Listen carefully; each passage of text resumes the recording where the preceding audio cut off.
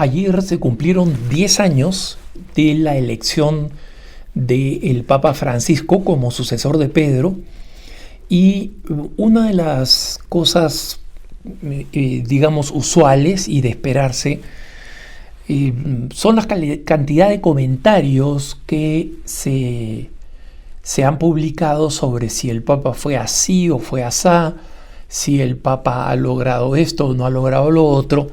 Es decir, como si los 10 años fuera un momento más adecuado para hacer un juicio del pontificado del Papa.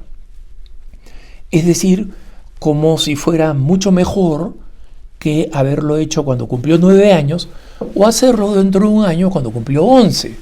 Si se dan cuenta, pues los 10 años, claro, es una cifra redonda, celebramos algo usualmente a los 10 años, pero al final de todo es totalmente arbitrario, ¿no? Y he leído opiniones de todos lados y de todos los distintos sectores, ¿no? Quienes dicen el Papa ha traído esta gran reforma, ¿no? Los que aprueban y besan todo lo que el Papa ha hecho. Un poco más viejos y hemos visto a otros pontífices, o los que hemos leído historia, especialmente historia de los pontífices, sabemos que un pontífice daba un paso, hacía una cosa, escribía un documento, e inmediatamente su entorno, sus amigos, en este caso pues pensemos en Andrea Tornielli, ¿no? El encargado editorial de Vatican News, pensemos en Antonio Espadaro, el jesuita de la revista Civiltà Católica, en inglés que odia a todo el mundo, menos al Papa, que se llama Austin Iveray. Y para ellos todo lo que sale y se publica es histórico. Este documento es histórico, esta frase es histórica, este Angelus es histórico. Y uno después se da cuenta que cosas que se llamaban históricas de el Papa Pablo VI, del Papa Pío XII, del Papa San Pío X, del Papa León XIII, del Papa Gregorio XVI, que es, les soy honesto, es a partir de los pontificados que he leído con cuidado, ¿no? O sea, el Papa Gregorio XVI, que es seguido por el Papa Pío IX, y a partir de ahí, de todos estos papas, la mayoría de los cuales han sido beatificados o canonizados, ¿no? Hasta ahora me tomé el tiempo para leer sus biografías, las cosas que hicieron, etcétera, ¿no? Lo que podríamos llamar pues los pontificados modernos, ¿no? Entonces recuerdo cómo la gente que hablaba de estas cosas escribía siempre: esto es histórico, esto es tremendo, esto es increíble. He leído algo de eso, y eso no va a perdurar en la historia. He leído también las críticas de ambos lados, ¿no? De quienes dicen este Papa ha sido una decepción porque ha creado todos estos problemas, ha enajenado a la comunidad que celebra la misa tradicional, ha confundido tal y cual. Y están los que se quejan por el otro lado, ¿no? Que el Papa tuvo la oportunidad de aprobar el sacerdocio casado o el sacerdocio femenino después del sínodo de la Amazonía y no lo hizo, y eso nos tiene frustrados, etc. Y en este contexto, hermanos, para tener una total paz espiritual, yo recomiendo tener en cuenta dos cosas que no se deben hacer, y una que sí se debe hacer cuando llegamos a un aniversario de este tipo, ¿no? No son ideas de Alejandro Bermúdez, son ideas de personas muy sabias, incluso de algunos santos, que coinciden en esto. La primera idea que nos debe quedar clara es que el pontificado, aún con la potestad que tiene y con la capacidad de reforma que puede realizar en la Iglesia, no es el lugar ni el espacio donde se resuelven los problemas de la Iglesia. La iglesia es el cuerpo de Cristo, cuerpo místico de Cristo, y en consecuencia la reforma no va a bastar con un gran hombre y con un santo. Pueden ayudar mucho, ¿no? Ha habido grandes santos, muchos de ellos llamados magnos, precisamente San León Magno, San Gregorio Magno, San Juan Pablo II el Grande, pero ustedes ven, los problemas de la iglesia no se acabaron con estos pontífices. Entonces, creer que el pontificado es el lugar donde se van a resolver todos los problemas, como si contratáramos a un nuevo gerente general, a un nuevo presidente de una empresa. Las cosas no funcionan así. El misterio de la iglesia es siempre un misterio marcado por la gracia y por el pecado, ¿no? De la que podemos disfrutar o caer todos los hombres, todos los seres humanos, ¿no? Entonces, una reforma puede ser impulsada, deseada, anhelada por un papa, pero no podemos esperar que un papa resuelva todos los problemas. Había una historiadora norteamericana, Henderson, que decía: los católicos siempre creen que están a un papa de la reforma de la iglesia, a un papa, ¿no? Es decir, cuando se muera este y venga el próximo, ahí vamos a tener una reforma, ¿no? Si el próximo papa es así o asá, vamos a tener una reforma. Es decir, no solamente no estamos contentos con el pontífice que nos ha mandado el Espíritu Santo, sino además tenemos esta visión vaga de creer que otro papa va a ser mejor, ¿no? Recuerdo cuando un obispo auxiliar de Los Ángeles, que era muy liberal y que finalmente se supo que había tenido una familia carnal, digamos, ¿no? Y entonces el arzobispo de Los Ángeles consiguió a través de la Santa Sede levantarle el estado clerical y mandarlo al estado de Oklahoma, donde estaba su familia, la familia que él había engendrado. Este obispo, que detestaba el nombramiento de Benedicto XVI como papa, cuando lo entrevistó un canal de televisión secular muy importante, él dijo: bueno, lo beneficioso o lo único bueno que hay de la elección de Benedicto XVI es que ya está viejo, ¿no? O sea, grotescamente diciendo, lo bueno es que su pontificado va a pasar rápido. Y en otras palabras, esperar que el próximo papa sea un papa que resuelva sus problemas, ¿no? O lo que él creía. Entonces, los católicos no podemos caer en ese mito de creer que el pontífice de esta u otra naturaleza va a responder o va a resolver los problemas.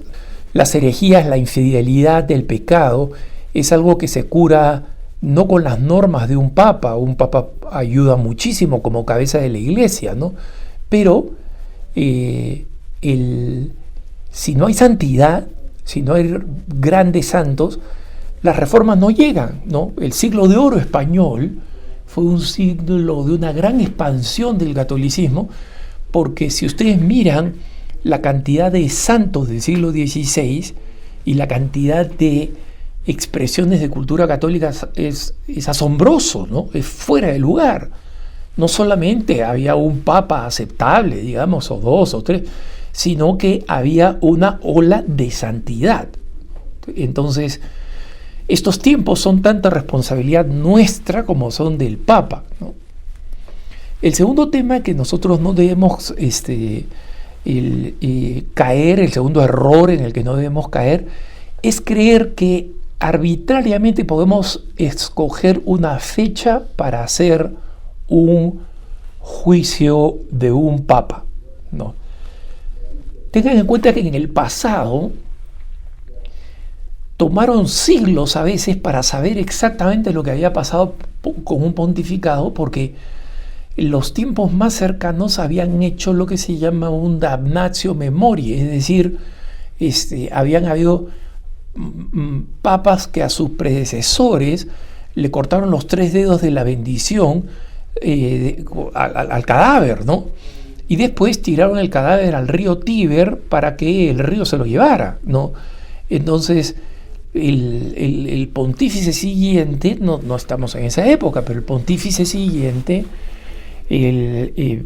dejó una impresión por muchos años de que ese papa había sido un hereje, un tal por cual, y solo la historia después de mucho tiempo fue capaz de recuperar la memoria de las cosas que había hecho este papa, muchas de ellas muy buenas, y cuál era la razón por la que el papa que lo siguió había tenido esta repulsa por su predecesor, ¿no?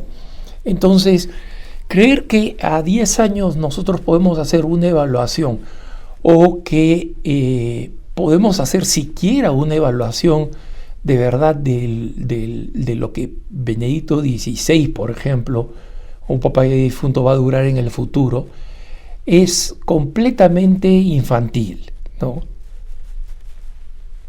Y básicamente es un vicio de los periodistas y no de los historiadores, ¿no? El historiador, entre comillas, que ahora está diciendo, ya podemos decir que este pontificado, bla, bla, bla, ese es básicamente un activista dentro de la iglesia. Va a ser un activista tradicionalista, va a ser un activista liberal, progresista, ¿no?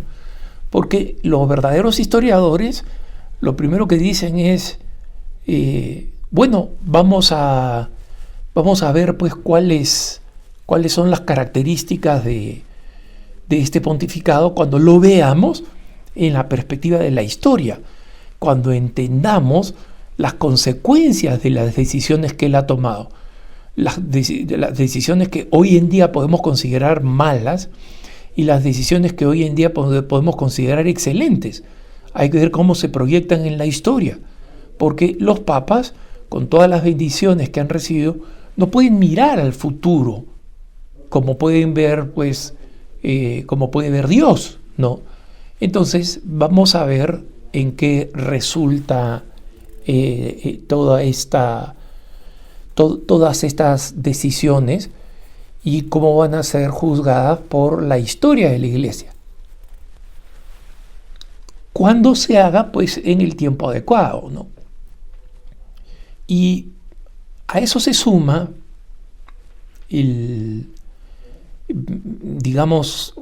finalmente lo que sí podemos hacer por el Papa en este 10º aniversario. El padre Roger Landry, que fue durante muchos años un sacerdote norteamericano, que durante muchos años fue el secretario de la misión permanente de la Santa Sede ante las Naciones Unidas en Nueva York, un sacerdote graduado en Harvard que había sido un campeón de tenis y tuvo una conversión y terminó pues siendo sacerdote, es un hombre con mucha sabiduría, y una de las cosas que escribió en un artículo que además compartió en Twitter es: hay una cosa que los católicos podemos hacer en este 10º aniversario y con certeza en esta cosa no vamos a fallar. ¿Y saben qué cosa es? Es rezar por el Papa. Rezar por el Papa. Eso es lo más importante. Si nosotros reconocemos una fecha importante, emblemática, aunque sea arbitraria, ¿no? Porque como digo, ¿por qué no evaluar el pontificado a los 9 años? ¿Por qué no evaluarlo a los 11 años, ¿no? Bueno, son 10 años, son una década, nos hemos acostumbrado a darles un símbolo especial a estos números redondos, ¿no? Entonces se ha hecho esta evaluación, pero en vez de evaluar, oremos por él. Se ha cumplido 10 años, 10º aniversario, que como el mismo Papa Francisco dice, parece que hubiera sido ayer, y lo digo yo también porque recuerdo cuando estaba en la cobertura del anuncio con EWTN, el anuncio de su nombramiento como pontífice, algo que podemos hacer con certeza y en la cual no vamos a errar, no vamos a tener ninguna posibilidad de error, es en rezar por él. Es una misión, es un deber de todos los cristianos, de todos los católicos que rezar por el pontífice. Miren ustedes cómo la oración por el pontífice está siempre en la Santa Misa, está en la liturgia de las horas, está como parte de las condiciones para ganar indulgencias plenarias. La Iglesia reza por el pontífice y nos llama a rezar. Y si a eso sumamos que el mismo Papa Francisco es consciente de eso y dice, no solamente como sus predecesores, recen por mí, sino que dice, recen y hagan rezar por mí, ¿no? Es decir, si yo conozco a alguna persona que está sufriendo o que tiene algunas intenciones especiales, me corresponde decirle, oye, no dejes de rezar por el Papa. Por eso el Papa dice, recen y hagan rezar por mí, ¿no? Entonces, recemos y hagamos rezar por el Papa, especialmente en las familias, donde podemos pedirle a los niños cuyas oraciones atraviesan el cielo que recen por el Santo Padre. Que tengas un buen día.